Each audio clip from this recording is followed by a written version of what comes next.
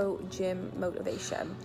I know this sounds really funny to people that really struggle going to the gym, but it's actually the hardest part of any fitness journey is maintaining, because it's so easy, you know, when you first start your fitness journey.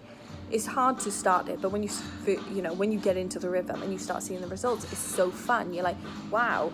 And then you get to the end of the program, and then all of a sudden then you're just like, okay, what do I do? So for example, even though I had abs every summer, every winter I gained weight. So I called it a bulk. It wasn't a bulk. It was just me letting go.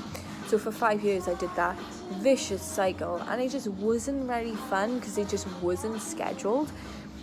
Maintaining is the hardest part ever. So how I got to maintaining was I committed no matter what. So now, because I built up a momentum and I took it a day at a time, you need to understand, like, the power of taking a day off is it's just so dangerous, because one day off turns into 2 days off. I'm not saying you can't have rest days, I'm saying you can't take unscheduled days off. You just can't do that to yourself, because then you've lost your momentum, you've got to build it back up. It's going to be so difficult. So you just literally need to just stick to your nutrition, stick to the workout every day. It doesn't matter how you feel, you just got to show up. To a point then, you'll build up, you'll take a day at a time where not showing up just will not be an option in your brain. Like for me, like I will hate it. Like I will not want to go to the gym. I will lie on the floor, but I'll still go. Because I promise you, you're only one workout away from a good mood.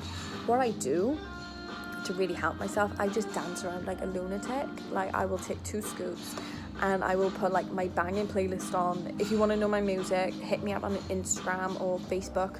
I've got like Spotify playlists, really good. So I've got different playlists, and this is what I recommend for you, for your mood. So drag my ass out of bed, shake that, shimmy, shimmy.